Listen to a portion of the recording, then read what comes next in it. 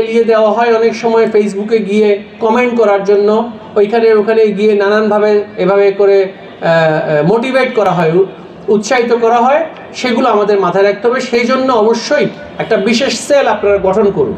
আলিয়া মাদ্রাসাতে তো আমাদের কারিকুলাম পড়ানো হচ্ছে, সেটা কোনো চ্যালেঞ্জিং অবস্থায় নেই, কিন্তু কওমি মাদ্রাসাগুলোতে সেটা হয় আপনারা অন্যান্য ছাত্র সংগঠনের সমূহের সাথে বসে তাদেরকে নিয়েও একটা সেল করেন, বিশেষ সেল, যে আমরা বিশাল, তারা তো শিক্ষার্থী, একটা শিক্ষা নিচ্ছে, একটা নেচার অফ শিক্ষা নিচ্ছে, সেখানে তাদেরকে কীভাবে ওরিয়েন্টেশনটা করানো যায় সেটা আমাদের জন্য খুবই ভালো হবে। আর আমাদের ঈদুল আজহার পরে শনিবারে শিক্ষা প্রতিষ্ঠান বন্ধ বা খোলা রাখার বিষয়ে সিদ্ধান্ত আমরা ঈদুল আজহার পরেই নিব।